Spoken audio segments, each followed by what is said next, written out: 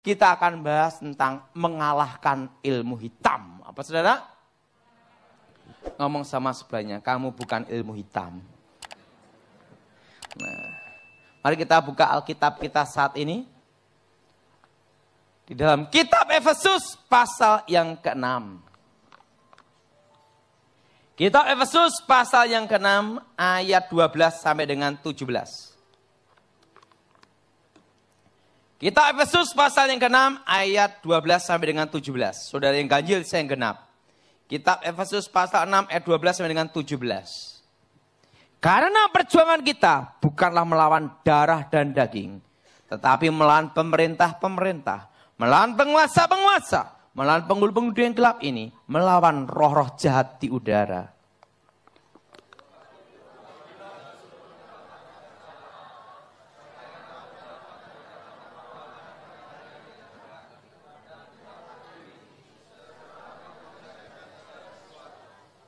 Jadi berilah tegap, berikat pegangan kebenaran, dan berbaju jirahkan keadilan.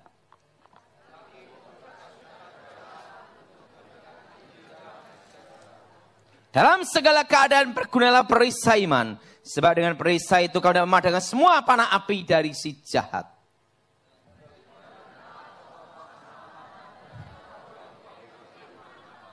Ingat saya semua, perisai iman. Sebelum saya bertobat, saya diajar ilmu hitam dari nenek saya. Di situ saya mempraktekkan semua kekuatan hitam. Dan secara otomatis tahu rahasia titik kelemahannya. Semua ilmu hitam itu menggunakan kekuatan dunia arwah. Dan bermain di alam bawah sadar. Apa saudara? Alam sadar manusia itu 20%. Alam bawah sadar itu 80%. Makanya ada memori-memori kita zaman dahulu bisa teringat dan terngiang kembali. Kenapa? Karena alam bawah sadar manusia itu 80%. Dan semua kekuatan mistik, kekuatan roh itu masuk ke alam bawah sadar dengan masuk satu pintu, yaitu sugesti. Apa saudara? Apa saudara? Sugesti. Nah, bagaimana cara untuk mengalahkan, menangkal ilmu hitam? Yang pertama, ikutin saya semua. Yang pertama, jangan meyakini, mempercayai mimpi yang berhubungan dengan arwah orang mati yang menentukan nasib, takdir, kematian. Pada waktu ilmu hitam itu dikirim, akan menyamar menjadi orang yang terdekat yang sudah mati.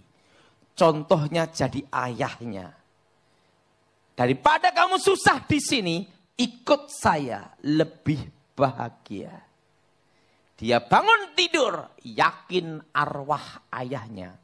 Maksimal 40 hari pasti mati.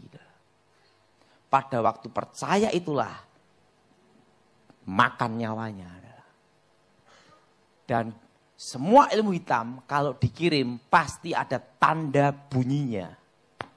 Kalau bunyinya di atap rumah, itu adalah ilmu untuk membunuh atau bikin orang jatuh sakit parah. Tapi tidak ada bendanya. Kalau bunyinya seperti pasir yang menyebar sekitar pintu depan, pintu belakang atau jendela. Itu jenis ilmu hitam untuk mateni sandang pangan. Bikin bangkrut, bikin sial, atau memecah rumah tangga supaya cerai. Atau untuk bikin orang jadi perawan tua, perjaka tua, expired kadaluarso. Nah, itu kalau yang pasir menyebar. Kalau sreng dor itu mercon.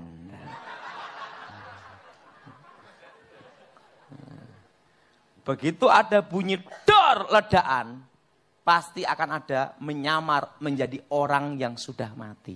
Itu pasti. Kok bisa tahu Pak Daud? Kan dulu praktek. Bagaimana cara masuknya? Melalui sugesti seseorang.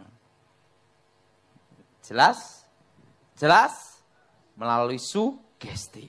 Begitu percaya, langsung hantam. Langsung. Atau mimpi rambut rontok, mandi telanjang. Atau buang air besar, tidak habis-habisnya. Wah, bangkrut. Pada waktu dia yakin, itu tanda nasibnya dia. Baru ilmu hitam itu bekerja. Mati sandang pangan, bangkrut. Tapi kalau dia tidak percaya, itu tanda nasibnya dia lolos. Dan kalau dia tidak percaya, itu arwah orang mati lolos. Suatu pemahaman yang salah tentang arwah orang mati itu berbahaya. Kalau kita mati dalam Tuhan, detik itu juga kita ada di Firdaus untuk menunggu hari pembagian mahkota, memerintah bersama Tuhan. Amin.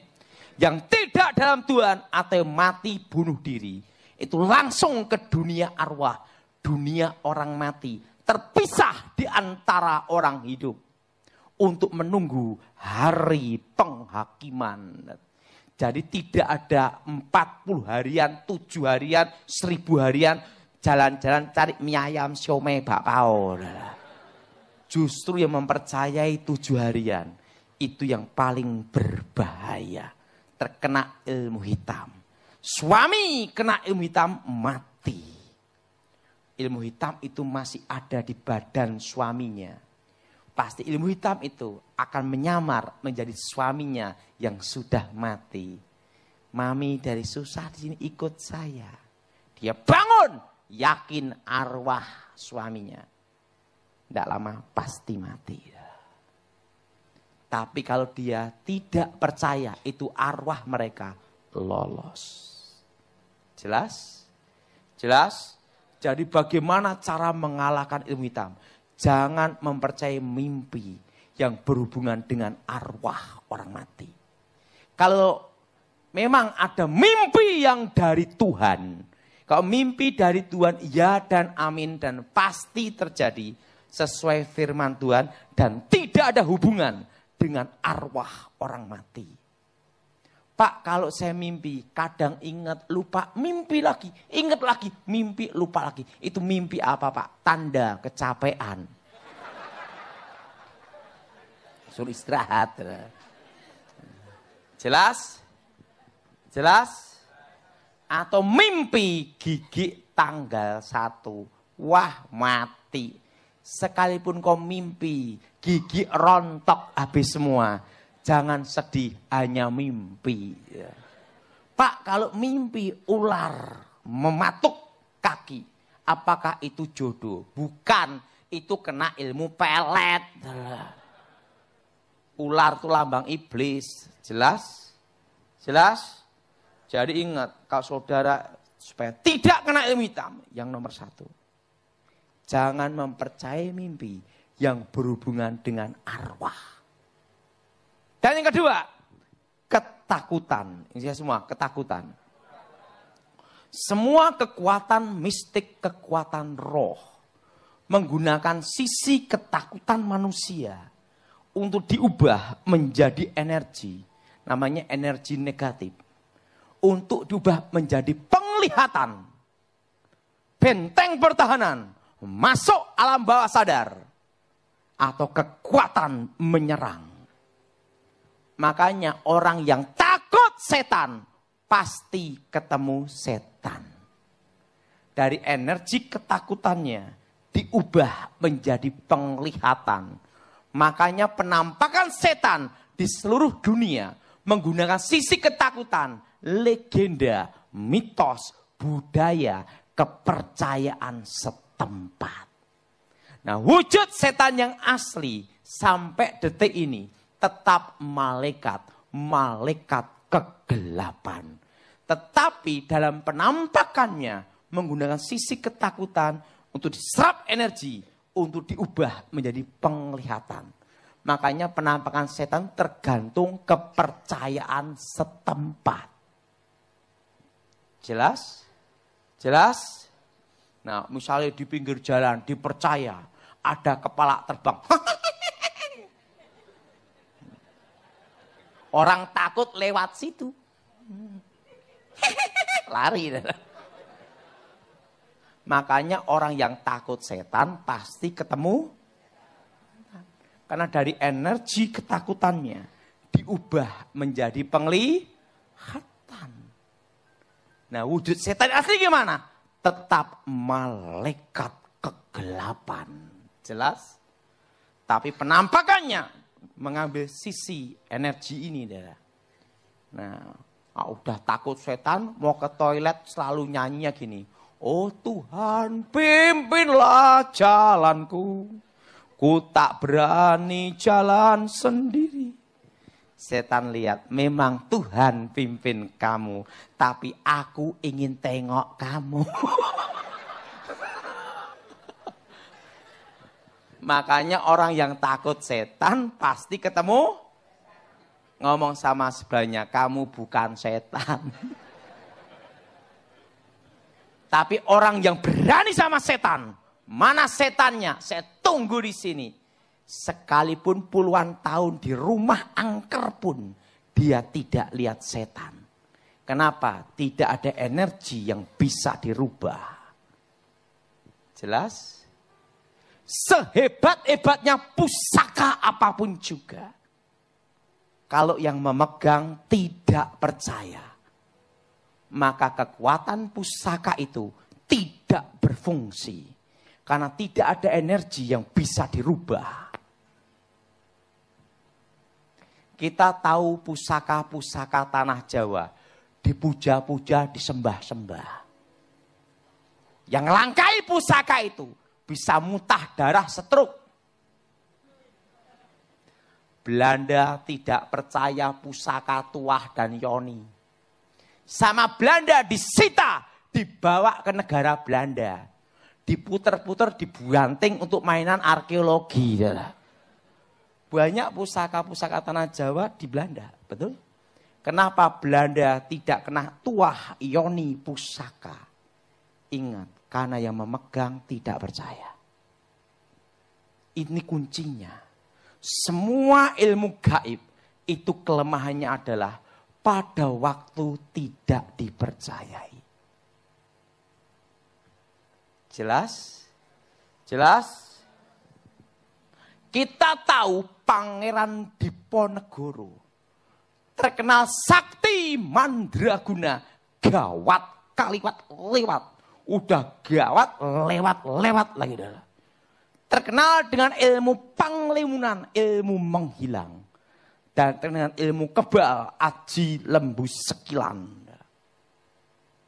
Waktu antek-antek company, orang-orang Jawa yang berpihak kepada company, kepada Belanda, mereka percaya hal gaib dan mitos mistik. Pada waktu nangkep Diponegoro, ting, menghilang. Tembak, teng. Ingat, berapa kali Diponegoro disergap, hilang terus. Betul?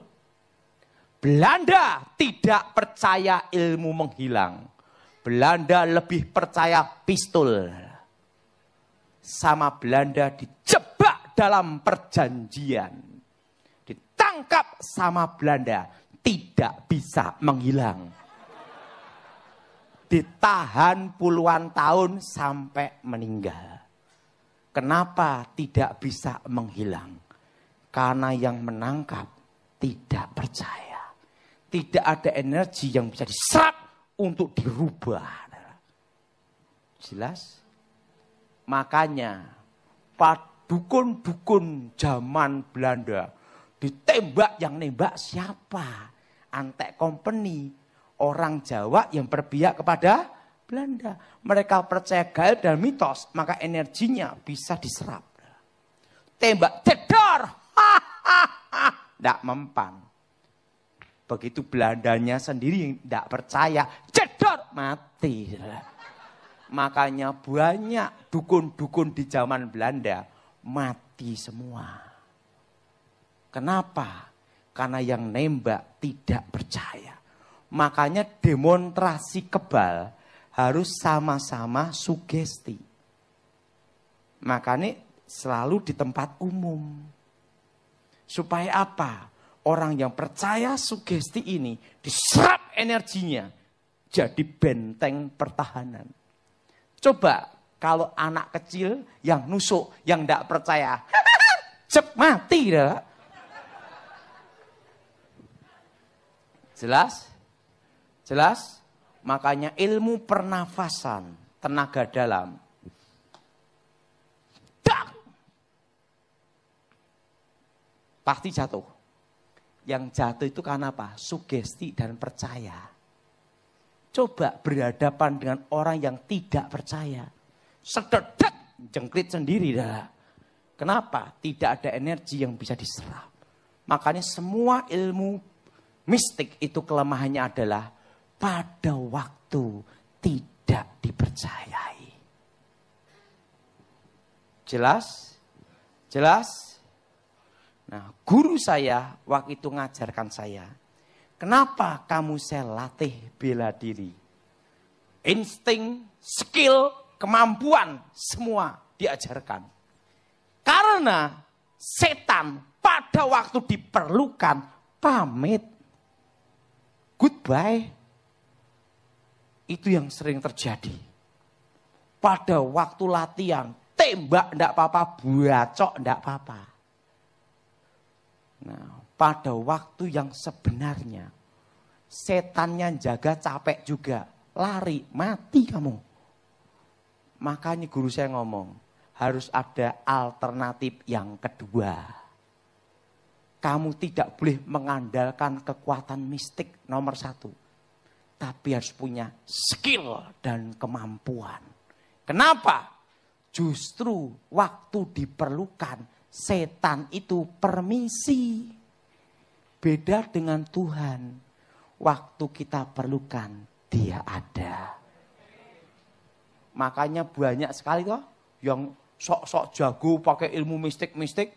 Waktu di medan tempur, mati. Betul? Karena apa? Setannya pamit. Itu yang sebenarnya. Jelas? Jelas? Nah, makanya dulu sebelum saya bertobat diajar teknik koprol, teknik menyusup, teknik lompatan itu. Saya ngapa guru? Karena ingat, kamu mengandalkan ilmu menghilang. Tapi ada waktunya, waktu diperlukan, ilmu itu tidak berfungsi. Harus ada alternatif yang kedua. Oh gitu. Makanya saya dulu diajar cara nyusup, cara masuk, cara apa diajar semua. Kenapa? Jaga-jaga ilmunya tidak berfungsi. Nah, laki-laki, wanita, cuek, galak, tidak bisa dihipnotis dan digendam. Orang kalau gendam, pasti tepuk sebelah sini. Tidak mungkin sebelah sini. Kenapa? Karena bagian sini dekat dengan otak kecil, saraf leher. Dari sini langsung sini. Makanya orang kalau dipukul bagian lehernya, dak, pasti pingsan. Tidak percaya, coba sendiri. Makanya orang kalau gendam tepuk sini.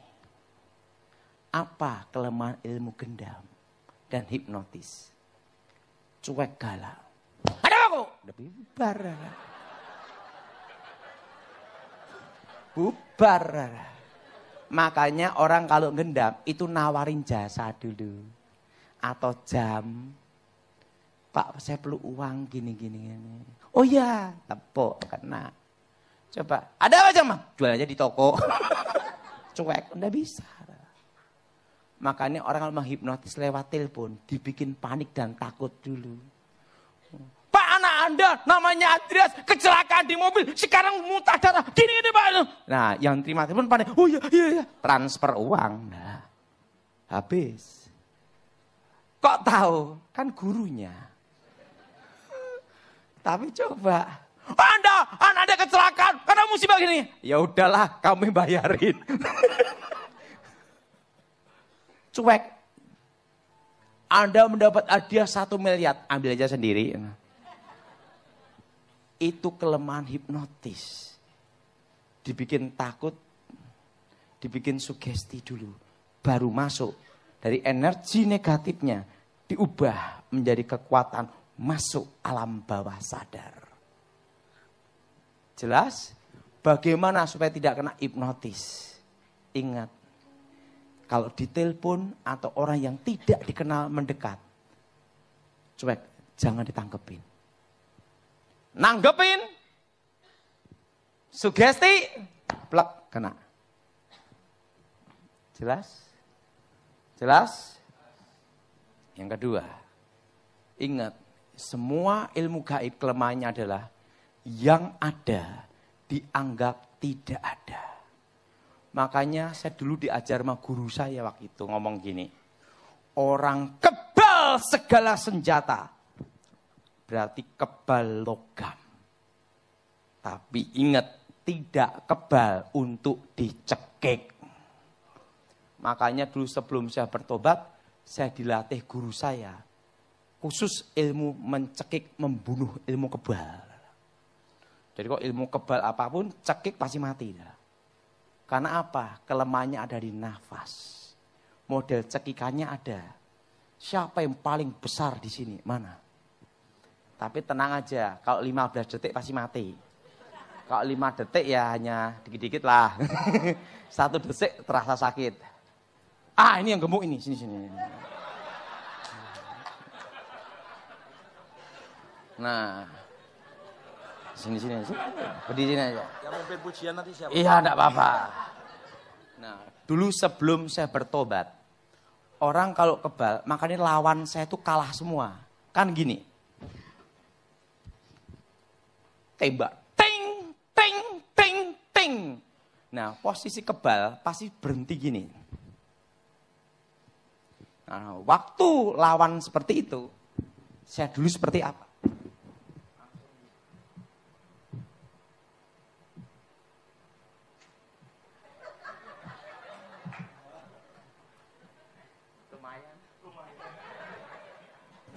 Enggak apa-apa, baru 1 deh.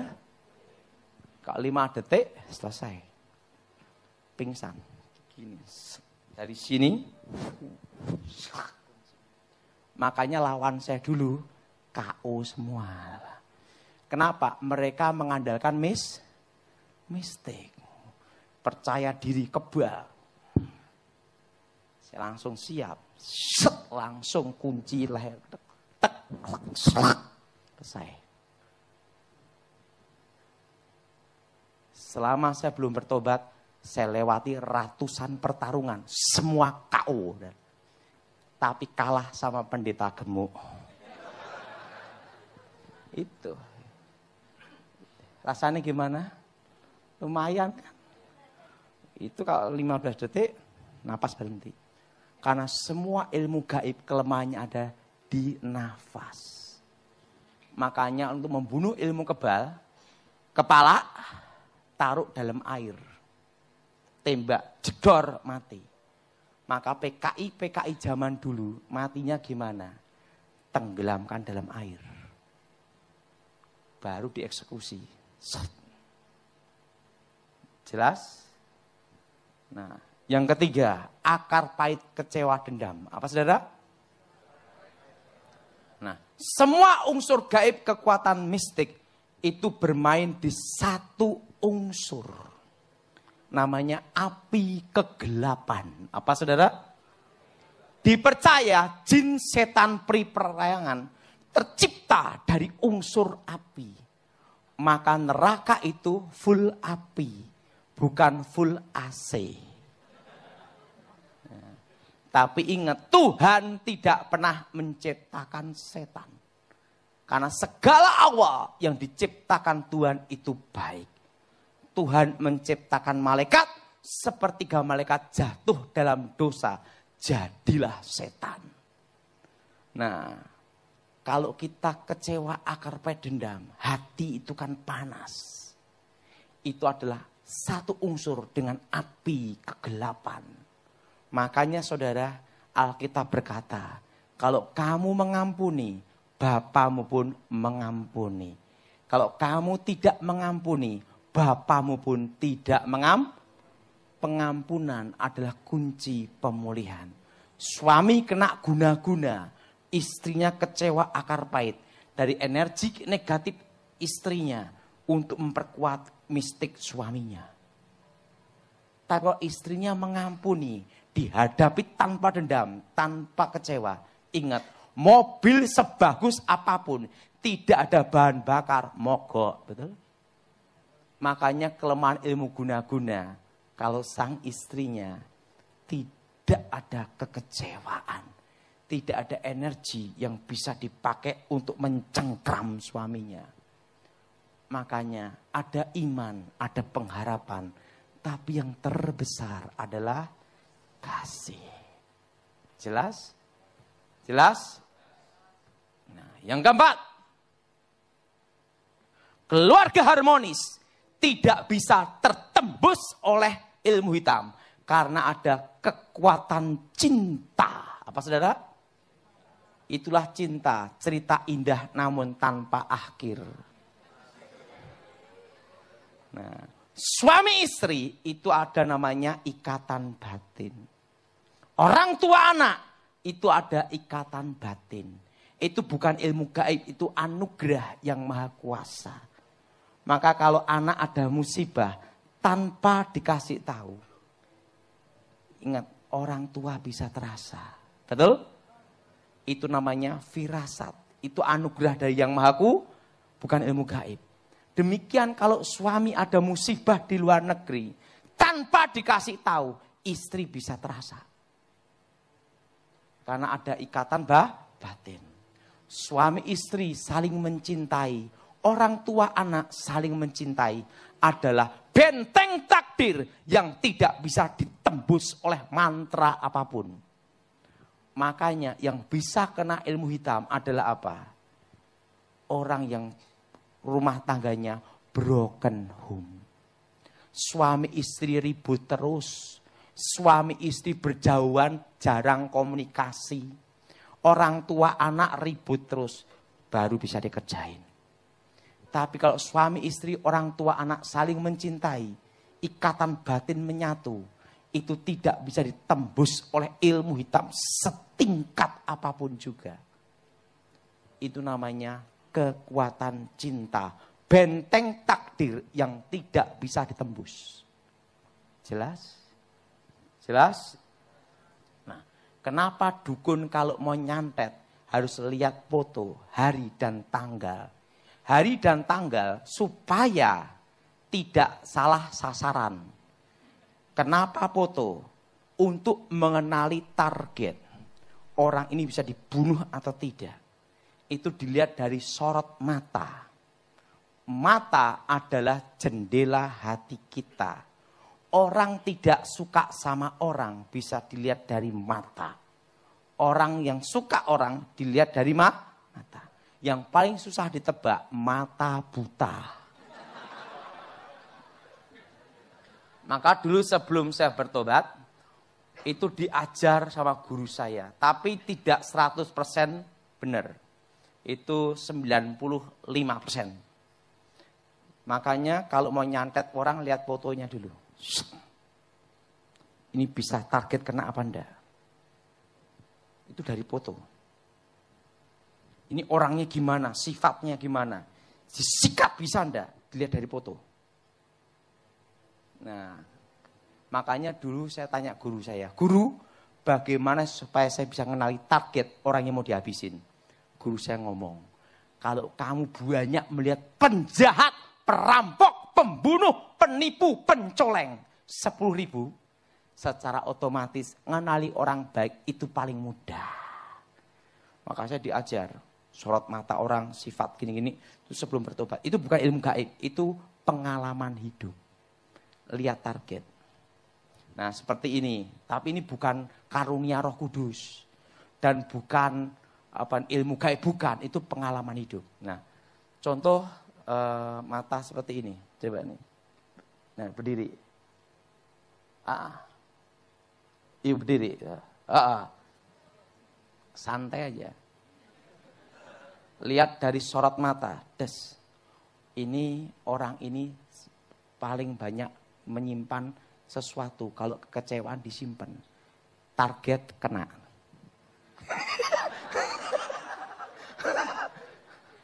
Dilihat dari awal sorot mata. Jadi ada apa-apa selalu nyimpan. Itu tidak boleh. Kok bisa tahu Pak Daud? Sorot. Bener enggak? Target. Nah, seperti mata ibu ini. Coba ibu berdiri. Nah, tapi ingat, itu bukan ilmu gaib. Ibu berdiri ibu ya. Nah, dari sorot mata seseorang, kelihatan. Orang ini cuek, susah untuk target. Suaminya mana suaminya? Betul enggak? Nah, kelihatan. Dari sorot apa? Mata. Nah, coba ini berdiri. Nah, dari sorot mata itu kelihatan. Coba. Nah, ini gimana orangnya? Ini tidak bisa diatur. Gimana? Susah diatur. Nah, itu jadi target itu kena atau enggak, itu dilihat dari foto. Kalau Pak Irman ini susah. Itu dia dari avatar. Gimana? Nah, kalau kita tahu ada dendam, ampuni. Target. Oh, saya dulu gitu. Set. Oh, fotonya gini. Tapi ini ada kelemahannya. Ingat, kalau yang bersangkutan pakai kacamata, enggak bisa. Kenapa? Karena tidak ada sorot mata. Sama apalagi kacamata riben. Waduh, susah. Makanya kalau pengamanan presiden, itu pakai kacamata riben gini.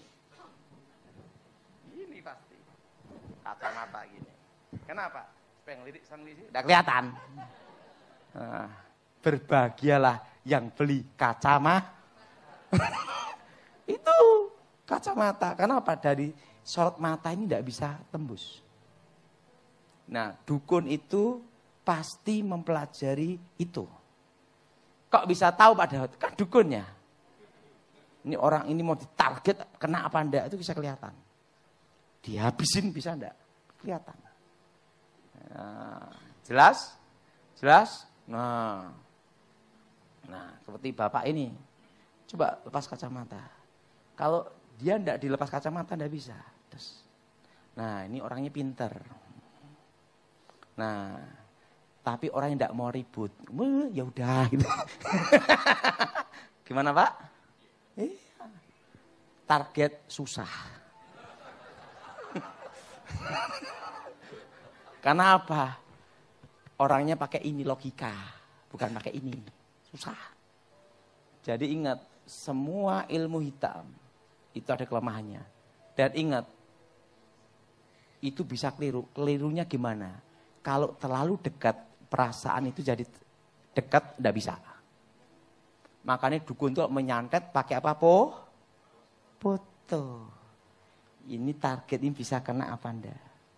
Dilihat dari foto.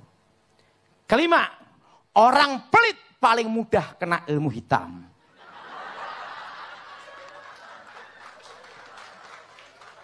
Mesti saudara bingung, apa hubungan orang pelit dengan ilmu hitam? Betul? Betul?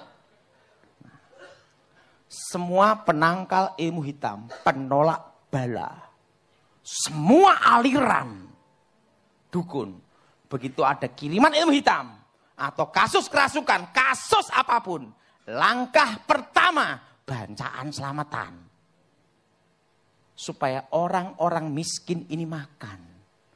Dan terjadilah hukum takdir. Siapa yang menabur, dia yang menuai. Ada satu hukum di sini.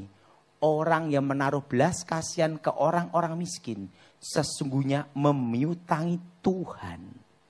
Dan hukum ini berlaku bukan hanya untuk orang Kristen, semua umat manusia. Makanya kalau dulu belum bertobat namanya dikalahkan dengan kekuatan takdir. Apa takdir itu? Garis yang digariskan yang maha kuasa. Siapa menabur, dia yang menuai. Dan dukun tahu pakem ini, garis takdir ini. Kalau dilawan senjata makan tuan. Bisa bangkrut sendiri atau bisa mati sendiri. Kalau ngirim ilmu hitam harus tepat. Ini kena apa enggak? Kalau enggak kena, enggak yakin, cari dukun lain gitu. Nah, tapi kalau pasti kena, sikap langsung.